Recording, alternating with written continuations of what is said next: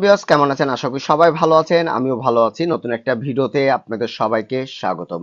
মূলত আজকের যে ভিডিও কন্টেন্টটি অত্যন্ত গুরুত্বপূর্ণ, কেননা আমি যে ভিডিও কন্টেন্টগুলো তৈরি করি শুধুমাত্র আপনাদেরকে শেখানোর উদ্দেশ্যে, বোঝানোর উদ্দেশ্যে মূলত এই ভিডিও কন্টেন্টগুলো তৈরি করা হয়।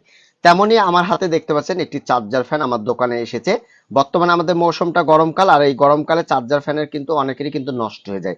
আর নষ্ট হয়ে গেলে আমরা অনেকে ফেলে দিই বা অন্যান্য টেকনিশিয়ানের কাছে যাই, যা টাকা লস হয়, বিভিন্ন সমস্যার সম্মুখীন হন। তো আজকের ভিডিওটি যদি সম্পূর্ণ দেখেন তাহলে নষ্ট যে চার্জার ফ্যানগুলো নিজে বাসা বাড়িতে রিপেয়ার করতে পারবেন। তো আমাদের কাছে যে সার্কিটটি, এই সার্কিটটি ড্যামেজ হয়ে গেছে। তো এই সার্কিটটি যে পার্টস গুলো আছে এগুলো ড্যামেজ হওয়ার কারণে এই সার্কিটটি কিন্তু কাজ করছে না।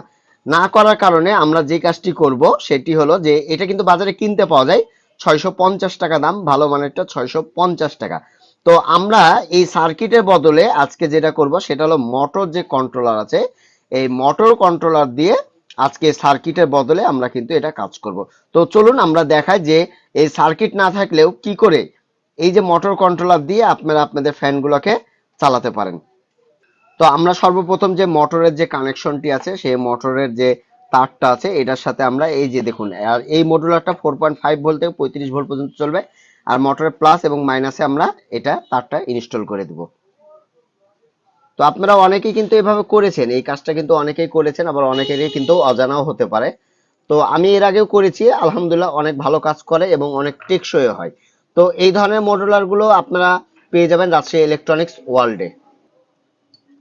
আর সবচেয়ে বড় বিষয় হলো যে মোটরটা যদি প্লাস মাইনাস উল্টা হয় কোনো সমস্যা নাই, কিন্তু এই মডুলারের যে ইনপুট লাইনটি, যে ডিসি ইনপুট লাইনটি, এটা অবশ্যই আপনারা সঠিকভাবে দেওয়ার চেষ্টা করবেন। তো আমরা দেখতে পাচ্ছেন এভাবে প্লাস মাইনাসটা দিয়ে দিলাম। এটা হলো মোটরের কানেকশন করলাম। ওই পাশে দেখাও তো আমাদেরকে মোটরের কানেকশন কিনা। হ্যাঁ, এই যে মোটরের। এবার আমরা ভোল্টেজ দিব।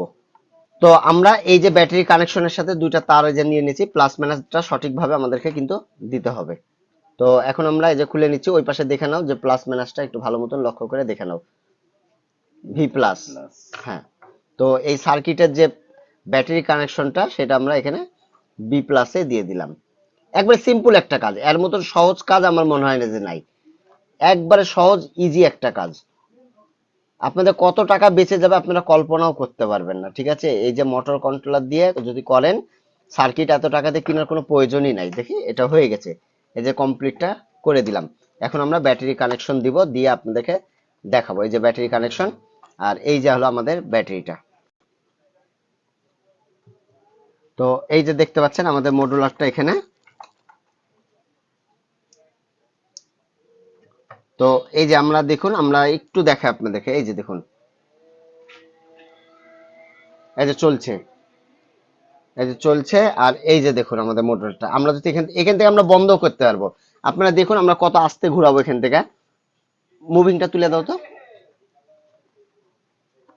হ্যাঁ, এই যে দেখুন, ধরো এই মডুলারটা, এই যে দেখুন, আস্তে, এই যে জোরে।